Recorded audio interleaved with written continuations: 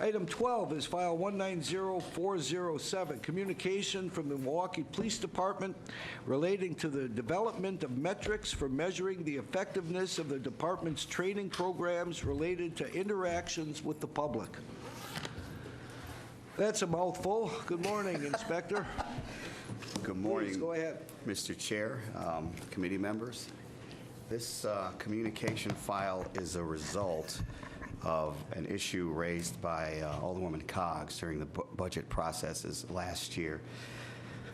I can give you a quick overview of what we plan to do, but I was also prepared to ask questions if Alderwoman Coggs was here. The Academy Director and I, we will be engaging in some initiatives to measure the effectiveness of our training internally. It's something that's not often done in policing, and I think it has the potential to make our already excellent training, I know I'm biased, but our already excellent training have a bigger impact on our members. And this can be easily done. Everything sounds easy, but it just takes effort, attention, and manpower, person power. So what we plan to do is using the in-service that started in January and is ending, well, just ended. So we had 6 months of training.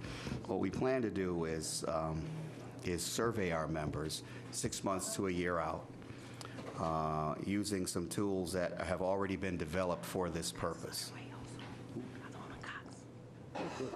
There are tools that are already developed for this purpose for the private sector, and I've been in contact with the researchers who developed it, and they are willing to work with us on altering it slightly so that it can be used in the public sector, specifically for our organization.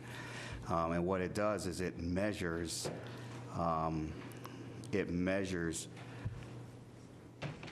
by officers' responses. It measures if they're using the things that they've learned, and that's generally soft skills stuff like interactions with people, leadership, management, that type of thing. We know our officers use their tactical training because they're tactically sound.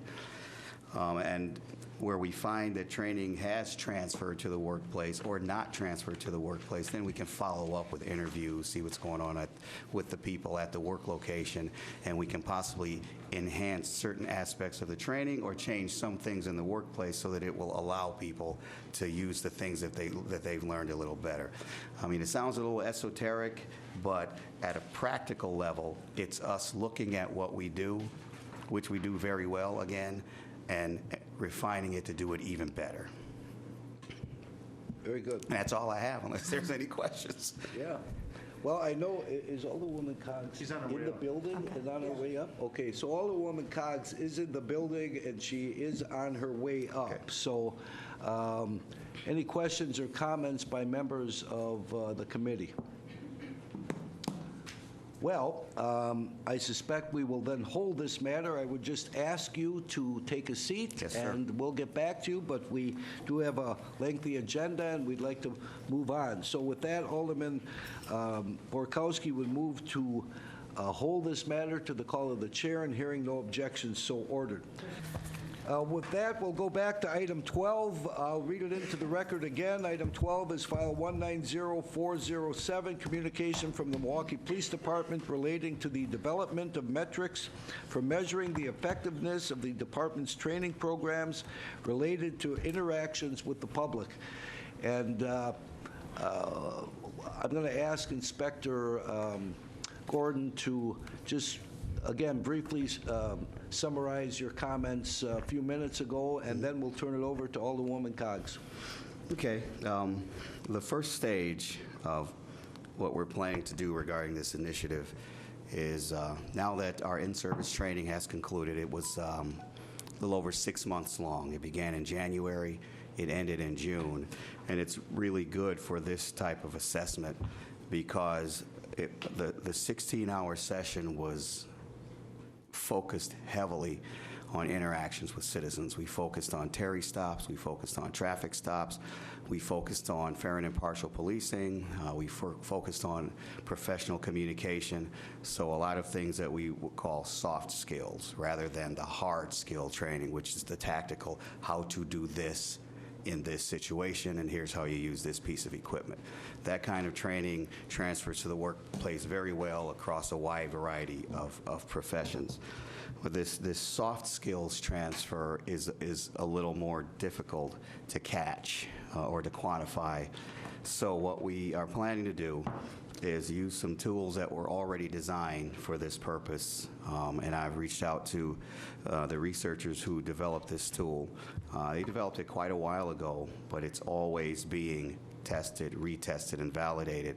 It's been validated in 17 different countries and in 14 different languages, so it's a very robust tool. What we plan to do is 6 months to a year out is administer a survey to a sample of our members who have gone through the training. What the tool does is it measures the impact, or it measures the presence of training transfer, which is the application of learned skills in the workplace and the maintenance of those skills. Where we find it, we'll interview those members.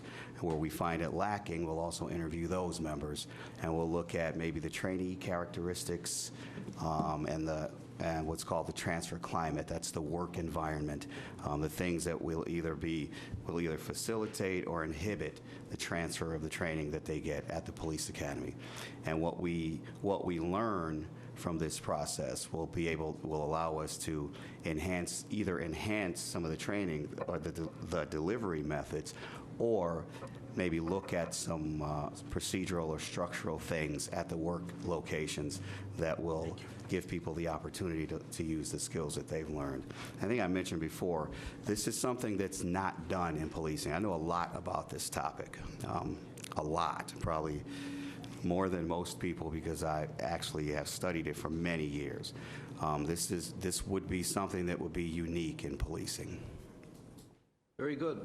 Alderwoman, go ahead, please. Thank you, Mr. Chair and committee, for hearing this file today. As you all, as members know, during the 2019 budget cycle, I believe I did a footnote, later followed by a resolution directing the department to do just what we're discussing here today, so that we can look at metrics about the trainings that are that the police department does do in their interactions with the public, to see what works and what doesn't. Ongoing. Given the last several years of multi-millions of dollars of lawsuits and payouts that we as a city have had to have because of incidents with the police, and so much of the discussion with the public often comes out the recommendation for some adjustments in the training. I'm just a believer that if we have metrics that we normally use throughout an ongoing process, that it won't take an incident for us to know that training is lacking or something needs to change over time. So that maybe these tools will allow us to be more proactive with the training and potentially preventative of actions that have led us to conflicts with the public. So, that's why that was the emphasis behind this file. I do have some questions based upon what the inspector did present, if I could ask some of those questions. You mentioned the tool that you'll use in about 6 months to a year to review. What's the name of that tool? LTSI, Learning Transfer System Inventory.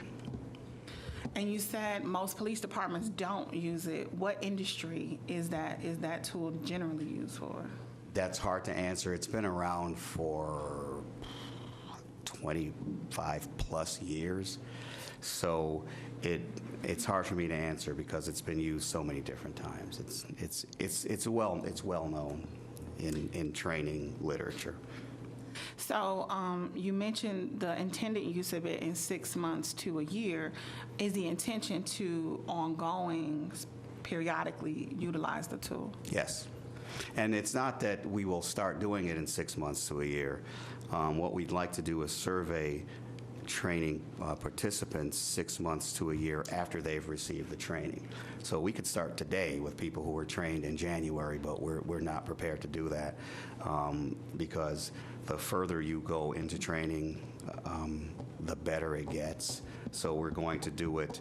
We're going to do it for people who have been through early, in the middle sections, and later on. So we'll start soon. As soon as I can get with the professors and modify the tool for use in the public sector. Part of my reason for asking that question is because my intention was to get you all to think about tools that you could use ongoing, so that it's not just for the purposes of this file, but to help sharpen the work that you all are already doing. Yep, and it's something that we had planned. We had talked about this right around the time I left the police academy in 2016. But as you all know, it got fairly tumultuous around here the past couple of years. And unfortunately, reality got in the way of doing the work that we wanted to do. So with our officers and transition and administrations and things like that. And my last question for now, what role, if any, will the use of this tool and any other processes that you use to measure the effectiveness of the training play with ACLU settlement or any of the stuff that I know the department is working collaboratively with the community on? When it comes to the ACLU settlement, a lot of that stuff is compliance and measurement of compliance. I know it drives a lot of discussion, but it doesn't it hasn't necessarily driven a lot of things that we do in this area, other than this training that we've done the last 6 months was heavily focused on aspects of that settlement.